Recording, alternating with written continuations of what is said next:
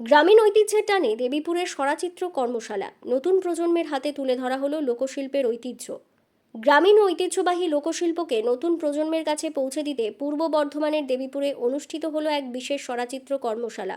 স্থানীয় কালীতলা বারোয়ারি মন্দির প্রাঙ্গণে চারুচিত্র আর্ট স্কুল এর উদ্যোগে ও ব্যবস্থাপনায় আয়োজিত এই কর্মশালায় শিল্পপ্রেমী ছাত্রছাত্রী এবং এলাকার বহু মানুষ উৎসাহের সঙ্গে অংশগ্রহণ করেন।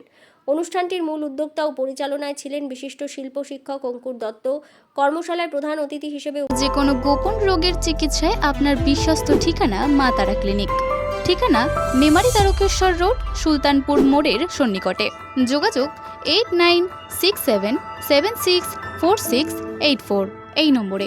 তাই গোপন রোগ চেপে রেখে আর জীবন নষ্ট নয়।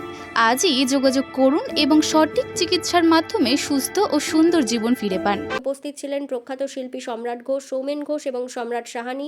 অতিথিবৃন্দ প্রদীপ প্রজ্বলনের মাধ্যমে অনুষ্ঠানের শুভ সূচনা করেন। এদিনের কর্মশালা সরাচিত্রের ইতিহাস, সাংস্কৃতিক গুরুত্ব এবং এর অঙ্কন শৈলী সম্পর্কে বিস্তারিত আলোচনা করেন উপস্থিত শিল্পীরা। পাশাপাশি হাতে কলমে সরাচিত্র অঙ্কনের বিভিন্ন কৌশলও প্রদর্শন করা হয়, যা অংশগ্রহণকারীদের বিশেষভাবে আকৃষ্ট করে। উদ্যোক্তা অঙ্কুর দত্ত জানান, বাংলার বিলুপ্তপ্রায় ঐতিহ্যবাহী সরাশিল্পকে সংরক্ষণ এবং তরুণ প্রজন্মের মধ্যে এই শিল্পের প্রতি আগ্রহ সৃষ্টি করাই এই কর্মশালার মূল উদ্দেশ্য। তিনি বলেন, ভবিষ্যতেও এই ধরনের উদ্যোগের মাধ্যমে লোকশিল্পকে মানুষের আরও কাছাকাছি নিয়ে যাওয়ার চেষ্টা অব্যাহত থাকবে। এলাকার ক্ষুদে শিল্পী, শিল্পানুরাগী এবং সাধারণ মানুষের স্বতঃস্ফূর্ত অংশগ্রহণে কর্মশালাটি প্রাণবন্ত হয়ে ওঠে। উপস্থিত সকলের মতে এই ধরনের উদ্যোগ গ্রামীণ শিল্প ও সংস্কৃতির সংরক্ষণ এবং প্রসারে গুরুত্বপূর্ণ ভূমিকা পালন করবে। দেবীপুর থেকে শিশির রিপোর্ট। আজকে মূলত আমাদের যে কর্মসূচি সেটা হচ্ছে সরাচিত্র ওয়ার্কশপ, মানে সরাচিত্র কর্মশালা।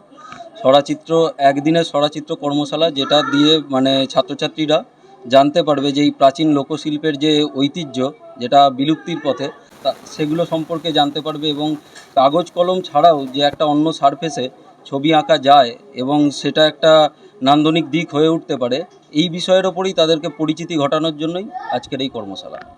এগুলো ব্যাপারটা যেটা হচ্ছে যে এই কর্মশালা বিষয়টা আমাদের কিছুটা কর্মশালা এবং প্রদর্শনী, এই বিষয়টা কিছুটা শহর কেন্দ্রিক হয়ে উঠছে। গ্রামের দিকে মূলত এই বিষয়গুলো দেখা যায় না। কর্মশালা, প্রদর্শনী, এটা কিছুটা আমাদের আর্ট ইনস্টিটিউট, গ্রামীণ যে আর্ট ইনস্টিটিউট, এগুলোরই ব্যর্থতা। তো এই কর্মশালার সঙ্গে ছাত্রছাত্রীদের একটা পরিচিতি ঘটানোই আমার মূল উদ্দেশ্য এই কর্মশালা। এবং পরবর্তীকালে আমি চাইবো এই কর্মশালা আরও বৃহত্তর পরিসরে মানুষের সামনে উপস্থাপন হোক এবং এর সাথে সাথে প্রদর্শনীর একটা প্রচলন শুরু হোক। এটা একদিনের সরাচিত্র কর্মশালা, কিন্তু এর যে প্রক্রিয়া, স্তরে স্তরে এর যে প্রক্রিয়া, তা বহুদিন থেকেই চলছে। প্রায় 1 মাসের ওপরে এই প্রক্রিয়া চলছে। প্রত্যেক ছাত্রছাত্রী এর সঙ্গে ভীষণভাবে ইনভলভ হয়েই আজকের এই উপস্থাপন মানুষের সামনে। উদ্দেশ্য যে আমাদের এই যদি দেখি যে এই গোটা বর্ধমানের এই যে ডিস্ট্রিক্টের মধ্যে, এখানে ধরতে গেলে কোথাওই আমাদের আর্ট গ্যালারি নেই। আর্ট গ্যালারির একটা যদি কোনোভাবে শুভ সূচনা বা উদ্বোধন করা যায়, যেখানে একটা প্রদর্শনী হবে। বই মেলা অনেকেই জানি, কিন্তু ছবি মেলা সম্পর্কে খুব একটা লোকে ওয়াকিবহাল নয়, জানে না বললেই চলে। তো সেই বিষয়টা প্রদর্শনী যে একটা হতে পারে এবং একটা ছবিরও যে মেলা হতে পারে এবং ছবি দেখার অভ্যাস তৈরি হওয়া, এইটা খুব দরকার। যেটা আমার মনে হয় একটা আর্ট গ্যালারির যদি উদ্বোধন করা যায় আমাদের মেমারি এই চত্বরের মধ্যে, তাহলে খুব ভালো হয়। মেমারি, দেবীপুর, যে কোনো অঞ্চলের মধ্যে একটা আর্ট গ্যালারির ভীষণ প্রয়োজন। এবং আমি চাইবো গ্রামীণ যে আর্ট ইনস্টিটিউটগুলো আছে প্রত্যেকেই এগিয়ে আসুক, এই ধরনের কর্মকাণ্ডগুলো নতুন করে মানুষের সামনে তুলে ধরুক। কী নাম আর কি এর সঙ্গে কী সম্পর্ক আপনার সমস্ত? আমি এই চারুচিত্র আর্ট যে স্কুলটা, সেই স্কুলের আমি শিক্ষক এবং আজকের আমি আয়োজক হিসাবে এখানে উপস্থিত আছি। আচ্ছা, সুন্দর একটা ইনোভেটিভ আইডিয়া এটা আমার ভাতৃপ্রতিম অঙ্কুর দত্ত করেছে এবং তিনি এই স্কুলের কোঅর্ডিনেটর।